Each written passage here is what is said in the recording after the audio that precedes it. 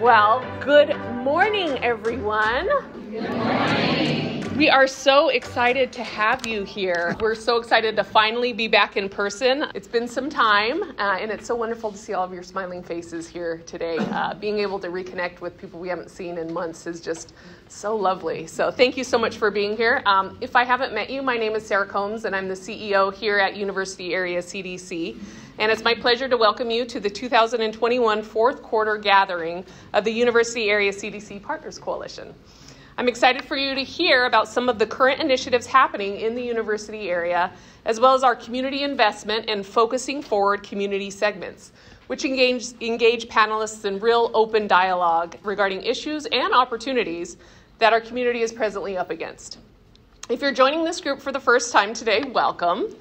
New supporters are really what keep this group engaged and thrived in new opportunities moving forward. We work together to empower and cultivate this community while celebrating each other and our formed partnerships in the process.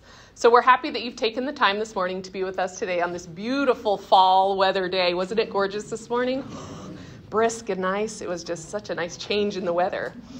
So if you are new to us and want to learn a little bit about who we are, so our Partners Coalition consists of businesses, organizations, and individuals who have a vested interest in this community, in the university area community, and a mission to improve it. So our purpose is pretty simple. We want to educate members on the latest programs and initiatives that are happening in this community, the work that you guys are all doing. We want to share that information so everyone knows.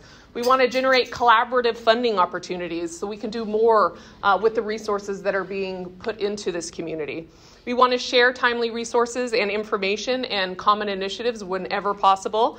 And we want to serve as a family of resources for our residents who live here. And of course, we want to come together to solve those really sticky, challenging problems that we're all searching and seeking the answers to. So if you have coworkers or peers or anyone that hasn't been able to come or wasn't able to be here this morning, they will still be able to watch our gathering via video that we'll be releasing on our YouTube channel in the next few days. So make sure that you forward that over to them so they can hear about all the wonderful things that we're doing and that are happening in the community. You can find the link on our YouTube page right from uacdc.org, and we'll also send out an email blast so that way you can have that information and forward it over. As always, I'd like to thank our UACDC staff and board of directors for their support in making this gathering possible. And I want to give a huge shout out to our 2021 Partners Coalition sponsors, which are ACES Group, Hillsborough County, the Simply Healthcare Foundation, USAA, and Advent Health. We sincerely thank them for standing with us and seeing the growth opportunities in this community and in a group like the Partners Coalition. All right, so now it's my sincere pleasure to welcome Ms. Jeree Irvin. She is our Chief Development Officer here at UACDC, and she will be our host for today's gathering. So, Jeree, the floor is yours. Thank you. Thank you all for coming out today, and it is my sincere pleasure to be here with all of you today. First of all, I want to just say, isn't it just a wonderful fall day today? Oh my God, it was just absolutely beautiful. And if you haven't had the opportunity to view our recent virtual Partners Coalition gatherings, please go out to our YouTube channel and view some of our other previous Partners Coalition events as well. And if you're new to the group, this event is made up of three different segments, which are our community investment, Focusing Forward, and today we're recognizing our Community Impact Award finalists. Our first presentation today is centered around community investment in the university area, which focuses on food is health through the Kinship Market and the Well Partnership. Located at the University Area Harvest Hope Park Community Park Garden. And for this segment, we have the pleasure of having the UACDC board member and Executive Director of the Well, Mr. John Dangler, along with Ms. Dahlia Bumbaka from the Well Partnership. So let's start off this presentation by taking a look at a quick video. You guys are wonderful. You really are. Good morning, everyone. My name is Ronnie Oliver. I'm the Health Education Manager here at UACDC. I'm here with John and Dahlia with the Well, and they're going to talk to you a little bit about what the Well is and what the Well does. Thanks, Ronnie. The Well is really a community of people working to just build relationships here in the community. And so we do that by setting tables that we can gather around from different demographics and neighborhoods, so we can meet one another's needs socially, physically, like in every way, right? So we're just working to create a well-built city, and these are all genuinely excuses to build relationship, but food is an important one. We think food is power. It's a key building block to self-determination, and so we want to share food. Well, that's an obvious table to set, but that relational goal might help understand some of the other tables that we set. One table we set is gardens, right? We want to work together to grow food. Or our bike shop down the street is like, we want to help provide folks with ownership of a means of transportation to get from point A to point B, because it gives them access to the rest of the city, its economy, its opportunities. All of these are building blocks of our vision, which is really just a well-built city, a city where we all have access to one another, to the foods, the things that we need, and to self-determination. Working together is a great partnership that we have with The Well. So Dolly, you tell us a little bit more about what The Well is and the partnership that we have with UACDC, along with the cooking classes, the kids, and the adult cooking classes. Absolutely, thank you, Ronnie. And so the Mobile Free Market distributes over 40,000 pounds of groceries every year to over 3,000 residents across 15 plus distribution sites in communities that are food insecure. And so, as Ronnie mentioned, we have partnered with the UACDC to also implement both youth and adult cooking classes, as well as a series of recipe showcases. And really our goal here is to emphasize both the cultural and health benefits of food in our community, as well as build the individual's autonomy and independence in their community food system. With the great partnership we have with The Well, we are able to create a strong relationship and be able to create new programs here at UACDC at Heart and Soul Park. So thank you so much for the partnership. And John, can you tell us a little bit more about the opportunity we have? Yeah, absolutely. And honestly, man, thank you so much also for this. This partnership is so meaningful to us. And like I said in the beginning, like for us, everything's about relationships. So partnership is that as well. We want to just lock arms to kind of do this work. Super excited about this Partners Coalition, but also just thank you guys for learning about this community investment and partnership. And if you want to know more about The Well, just visit wellbuilt.city, and we look forward to see y'all soon.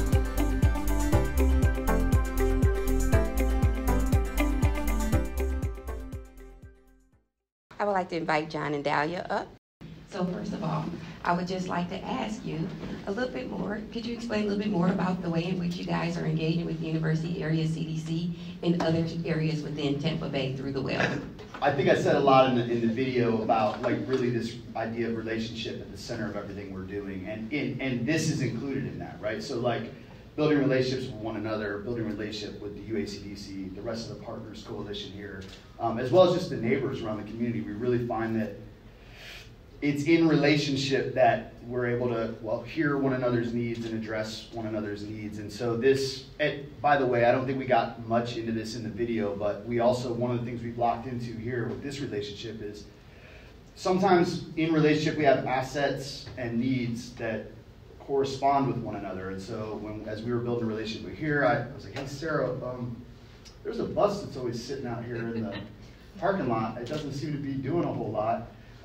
I could use that, and so we came up, this is actually some of the origin story of us over at Heart and Soul Park 2 years ago, and so we've been retrofitting that bus. It's taking forever because I have like a day a week to work on it, but it's about built out now. We're sending it into wrap here in a week or two, but it's basically a mobile grocery market. So now rather than having move the food from the refrigerated trailer to a table, we're going to be able to just pop open windows and people will be able to shop right out of the fridge, so things will never leave kind of the chill chain until they're in the hands of residents that need them. And honestly, also, there's a big part of like, for what we're doing, where I go, how you set the table really matters. So we say, well, everything we're doing is a table. The bike shop's a table. I know that's metaphorical, but it's an evolution of actual tables we set where we build relationships in the community, and we go, that's where relationship happens.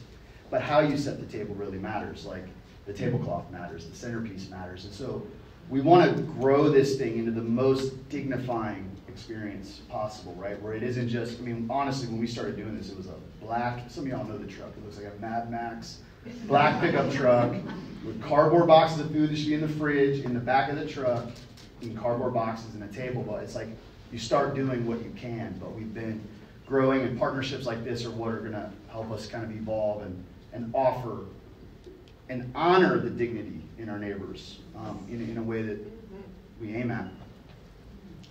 Yeah, and I can just build off that a little bit because I think the thing about the WELL that really makes us unique is that relationship piece. And it's actually how I got to know John, was at a table, at a service tabling event at the University of South Florida while I was an undergraduate.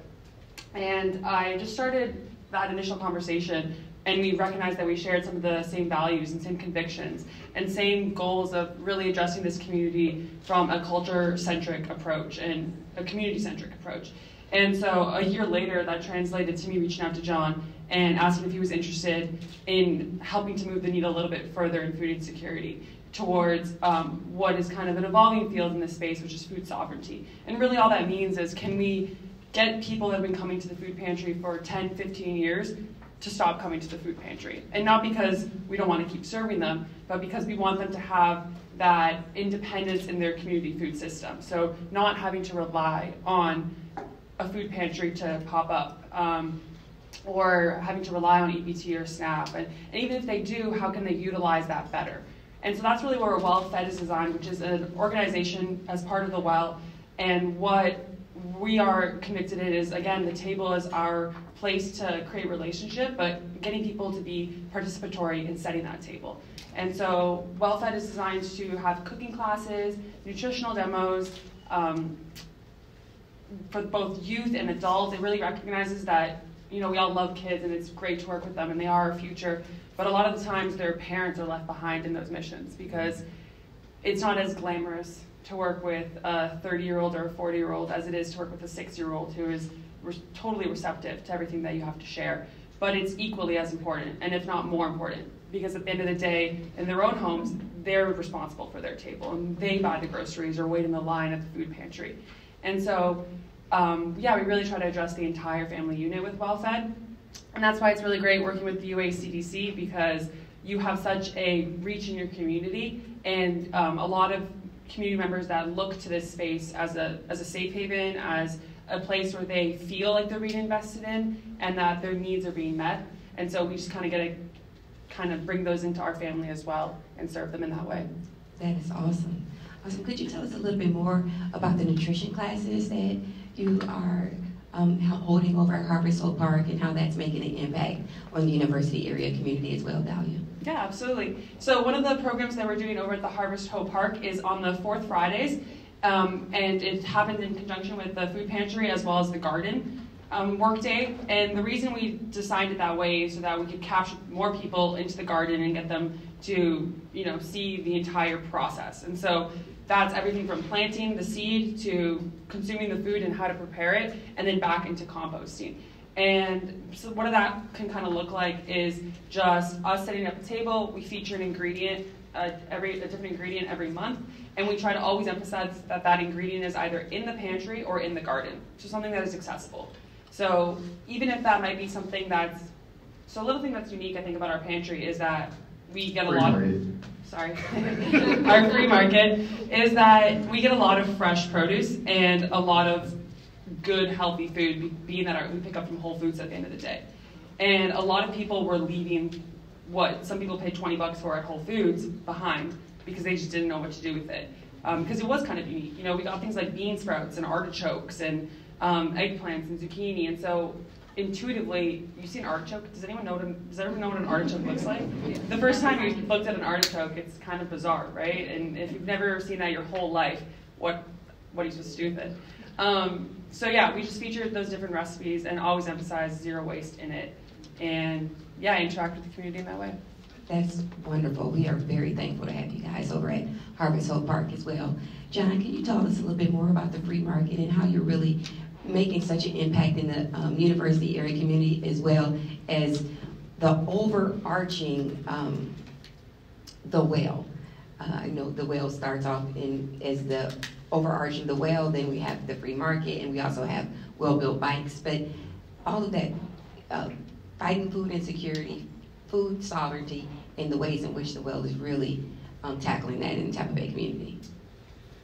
Yeah, I mean, you know, sticking with the theme of community investment, well, let me tell you something different than what you're asking me, but to get at what you're asking me. So when I first started working in the neighborhood, I was doing in another neighborhood, but I was working with this after-school program with kids that, you know, kind of at-risk youth program, whatever, and I'm there. It's one of the first kind of places that I was working and learning in the community. And this kid came in one day, and he had a king-size Snicker bar.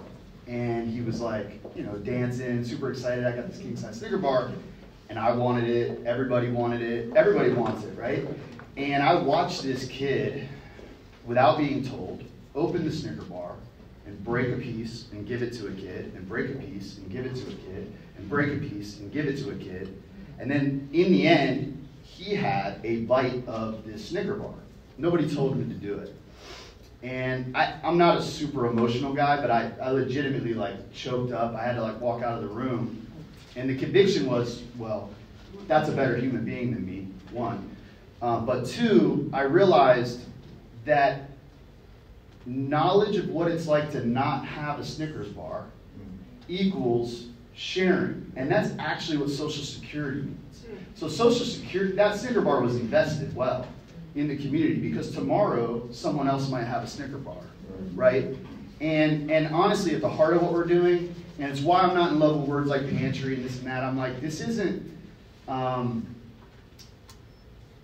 it is food to the hungry, but really we want to just model sharing and eliminate waste. So all of these grocery stores, because Whole Food shoppers don't want a pepper with a crooked stem, we get great vegetables, we get great fruits that just kind of aren't at their standards, that we can then say, look, that should not be wasted. We can invest that into our community so that we build relationships with one another, because they have something that we need. Insight and wisdom and like knowledge of the terrain. And so it's like, okay, so for me, it's like, well, again, I don't know how to address exactly what you're saying. It's like, we may or may not move the needle on food insecurity. But social security is developed by investing in one another and reciprocal relationships. And that is the thing we're trying to do. And then if I could just add to that a little bit too, I think a really good example of what John just described there, that idea of it being a collective effort, is our Latinx recipe showcase that we had the other day. And so people keep coming up to me and thanking me for that event, and really it wouldn't have happened if it was just me. Sarah, who's over there, Marta, who works in the facilities, thank you, were the reason that event happened. And the amount of passion and time they put into making their Puerto Rican and Mexican and Brazilian and Peruvian, Alex actually, who works at the Guardian, was part of that event as well, is what made that possible. And just looking at Marta's Mexican table alone, there was like 7 or 8 different women who made that possible. Each one bringing the guacamole or the salsa or the sombrero or the Mexican dress. And so it was just a really beautiful example of, I think, what you're trying to get at a little bit, of we do things in a collective when we want to do them most powerfully. And so yeah, just a little tidbit. Awesome, thank you. Thank you so much. It really reminds me of the parable of the fish and loaves of bread and being able to share throughout the community as well. We do have time. First, I want to thank you both for really doing all the work that you're doing in the university area community and throughout Tampa Bay as well. Now let's move on. Let's move right along. I'm looking forward to this, to our Focusing Forward segment. For today's presentation, we will hear about the exciting and innovative Tanasia Center for Surgery that just opened at AdventHealth. Please help me in welcoming Rochelle Honus, Director of Communications of the Communications Division, who is here to tell us more about the advancement in healthcare technology and how the new Tanasia Surgical Tower, and the Tanasia Surgical Tower is a brand new tower that's bringing even more innovative and compassionate healthcare to our community. The Tanasia Center for Surgery will add 18 brand new state-of-the-art surgical operating rooms, which is equipped with advanced technology leading to advanced patient outcomes. Please welcome Rochelle. Thank you, guys. I love coming here. I'm so inspired. I want to tell you a little bit about AdventHealth. We're going to be reaching out to the well for sure. Oh, is that better? Yeah. Okay. We also have a food insecurity program. I don't think people know AdventHealth's true mission, which is to not bring you to our hospital. and that means keeping you well. And food insecurity and transportation and housing are all things that are necessary to keep people well. So we are as invested in those programs as we are in the $300 million building that you're about to see. And we see it as the same thing, is teaching people independence, is building self-reliance, building community. So I think those programs are just as important as the beautiful building you're about to see. And as you watch this building, I also want you to remember that everybody has access to this. What you have is a state-of-the-art hospital facility across the street situated in this community that people come around the world to receive care at, from physicians who are so highly trained.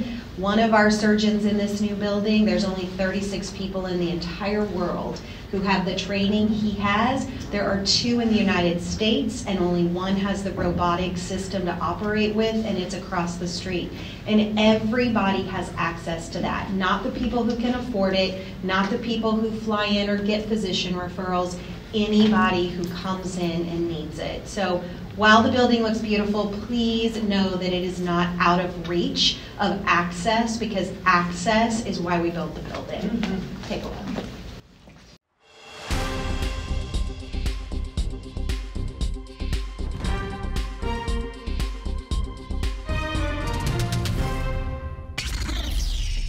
Hello and welcome to Team Talk and today's special report on location at the Tenasia Center for Surgery at Advent Health Tampa.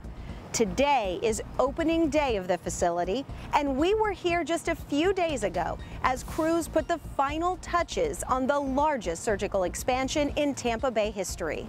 A few quick facts about the Tenasia Center for Surgery. It's 6 stories tall, has nearly 100 patient beds, and 18 operating rooms with space to grow. The Tenasia Center for Surgery certainly changes the landscape here at Advent Health Tampa, but it's what happens inside these walls that will truly change and reimagine care for our community. Senior Manager of Media Communications, Ashley Jeffrey, has more.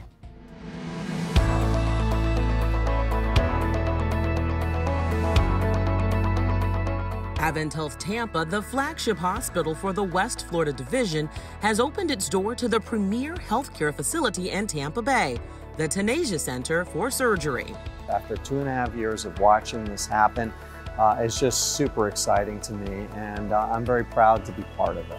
Inside these operating rooms, patients will get care from the most sought-after surgeons who have the expertise and the equipment you can't find anywhere else. We have the doctors, we have the skill set to do the work, but in an environment like this, we've just taken our ability to provide care to a whole new level. Leaders here at Advent Health Tampa say one of the best qualities about this new facility is the ability to build on that expertise and expand their expert care. Our new surgical suites have been designed to create a premier surgical facility for the Tampa Bay area. Advent Health Tampa has been serving the community for over 55 years. The expertise and advanced technology at the Tenasia Center for Surgery will change how we deliver health care for decades to come. Ashley Jeffrey, Advent Health, West Florida Division. Even the patient rooms were built with the future in mind, from comfort-enhancing features to their own pieces of unique innovation. And of course, space, the rolling theme even inside the operating room. Rafael Lopez takes us there. These Advent Health Tampa doctors may have specialized in different fields. I take care of epilepsy patients exclusively, from childhood all the way through life. I do a tremendous amount of cancer work. But agree the new Tenasia Center for Surgery will solve some current challenges. I think that it's a very beautiful building that allows a more spacious area for us to successfully do our surgeries in. The new space is giving Dr. Alan Chazinski and his team the opportunity to collaborate with other surgeons and expand expert care. It's particularly exciting to do combined cases where I work with our hepatobiliary surgeons where we work to remove robotically not only a rectal or colon cancer, but a metastasized area of the liver can be resected at the same time. And all of this space makes it so much more easier and safer for our patients. The new surgical tower has 18 new operating rooms, each to create more space for robotic technology. Each OR is more than 700 square feet, making them some of the largest in the Tampa Bay area. We're very excited about this new surgical space. It's a much larger space, allows us to bring in different surgical technology that was a little bit tighter fitting in our old space. Now we have a tremendous amount of space to work and move around in. And having the equipment that we need and the room that we need, the proximity of all of the equipment there together, and the technology that we have new technologies including the ROSA and the Curie. It makes it just wonderful. Dr. Nancy Rogers, Medical Director for Neurodiagnostics and Epilepsy at AdventHealth Tampa, says the new tower will likely attract more medical minds to help tackle the complex diseases in our area. I can see a future for my patients, and I can see a future for the physicians, and it's really, really an exciting thing. Rafael Lopez, AdventHealth, West Florida Division. Now, as you can imagine, the equipment used in those operating rooms undergoes very intense cleaning. The new sterile processing department is an official showcase site. In fact, Fox 13 in Tampa recently featured it on the news. Fox 13's Lloyd Sowers shows us one of the cleanest places you can imagine. Steam and heat and chemicals sterilize every tool they use. This new state-of-the-art facility has more capacity and faster machines, which makes sterilizing equipment more efficient. Elizabeth Campbell, who manages the department, says it's amazing. We check the surgery schedule every day and we see what they're going to need. There's cryals, there's knife handles, there's scissors, there's what we call cokers, there's retractors. Even the carts that carry the equipment are cleaned and disinfected every day. Well, I think it's time to take a break. There's a unique feature to this building that lets team members come outside and get some fresh air. Welcome to the rooftop terrace. With expansive views of the city, even the roller coasters of Busch Gardens, and downtown Tampa in plain sight. Another new add is the Central Energy Plant and Chiller. There are generators that can support the tower in the event of a storm or emergency. Facilities manager Enrique Morales spoke about the importance of this uninterrupted power supply. It's very critical because, during the operation or surgical procedures in the new tower, we don't want any power interrupted. You don't want to put our patients' lives in danger. Beyond the tower, the new plant is capable of powering and cooling, get this, all of AdventHealth Tampa. So what do team members think about these new digs? Social media manager Phil Martello tagged along as some saw it for the first time. The Taneja Center for Surgery is certainly impressive. I've walked through the space many times, and today I joined our team members as they walk through the new building. They say it's going to be a game changer for both their team and patients and families in the greater Tampa Bay community. Take a look. This building is beautiful, and I really think that this new surgery center is going to expand the healthcare needs of Tampa Bay and give a lot of opportunities to patients to be in a beautiful facility. I think this is a great addition to AdventHealth Tampa. It's a beautiful building. It's close by, it's great, it's very welcoming and open. And it'll just kind of put people at ease when they have to come in for their procedures. I feel like the service standard Love Me, we're truly living that out. The team members will really feel that with this new building and welcoming our patients. They're going to also feel love. We're very excited for what Taneja is going to bring. The Taneja Center for Surgery is also exciting for leaders here in Tampa Bay's Uptown District. It will add 100 new clinical jobs in its first year and up to 600 by year 5. That's quite an economic impact, one that State Representative Fentress Driscoll is excited about. I want to congratulate AdventHealth on the grand opening of the Taneja Center for Surgery.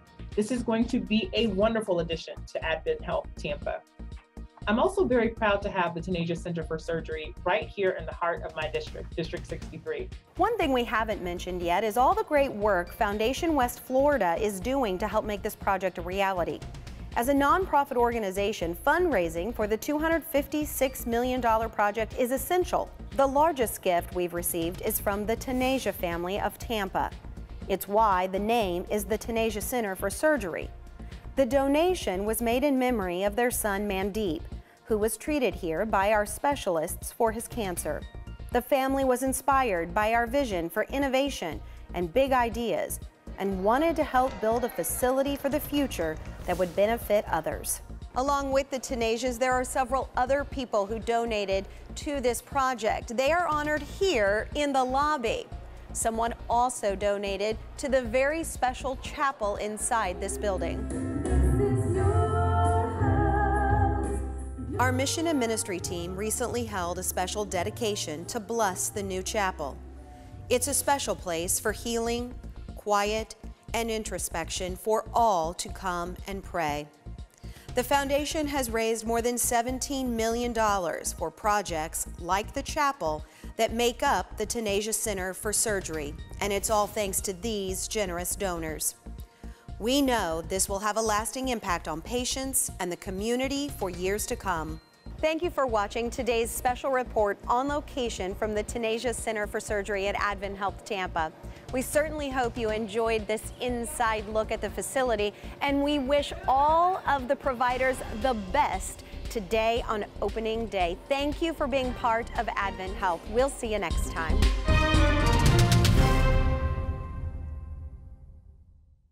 Tanejas are a great family, and I think that the Tanejas are a great example that disease doesn't discriminate regardless of who you are or socioeconomic status.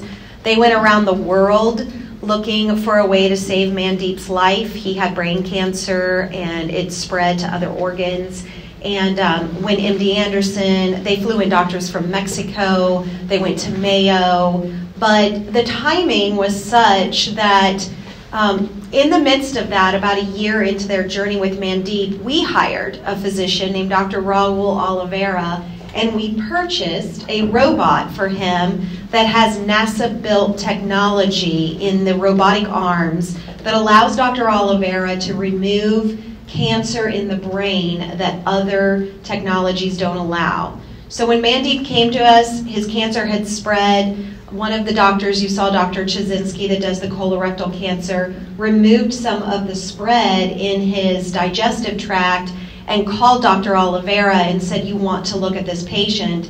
And where Mandeep only had about 40 days left to live, we gave him almost another year, thanks to Dr. Oliveira. The robot literally had just arrived. Dr. Oliveira had operated on 3 people, and Mandeep was the 4th. So it was a great story. They immediately asked for the CEO, and they understood his life couldn't be saved, but they were so gracious. He's got 3 children, a wife. They were just so gracious. We gave him another 10 months with his family in a healthy way outside of the hospital. So, and I mentioned that our goal is to keep people out of the hospital. I want you to know every single person that walks into the ER is paired with what we call a care navigator. The care navigator comes in and talks to you almost like a social worker to find out, looks at your chart. One of the stories, you know, a gentleman over and over in the hospital, why he's not taking his medications, why he doesn't have the money. The care navigator says we can solve that for you. We pair him with somebody from finance. We get him signed up with local, state, federal programs, cover the cost if we need to, provide transportation, make appointments, find doctors closer to where they live. We had a woman come in one night by ambulance, stabbed 7 times. She was crying. She was obviously erratic. It was a domestic violence situation. Her daughter was still in the home. We called the sheriff's office. They went to get the child. They arrested the boyfriend. She did not want to go back home, obviously. She felt she had no choice. She did not have education. She did not have a job. She did not have housing to turn to. We called the assistant district attorney at midnight, got him out of bed, got him to the hospital. We had the boyfriend arrested, booked, charged. She filed the charges. We got her hooked up with CASA. We sent her to a shelter with her daughter, and she didn't have to worry about it again. She didn't have to testify. The case was closed. He went to jail.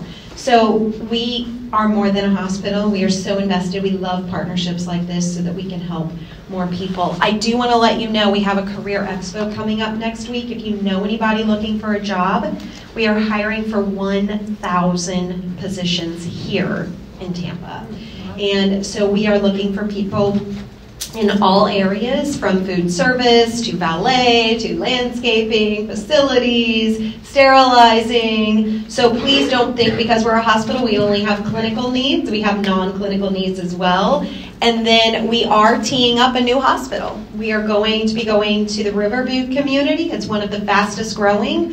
It has a large migrant population. They are underserved in healthcare.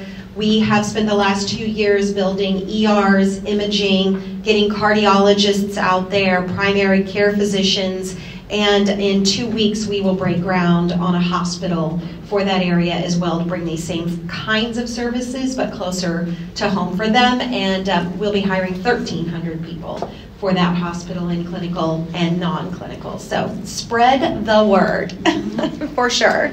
Awesome, phenomenal. Thank you, Michelle. Thanks for having me. Thank you. What an exciting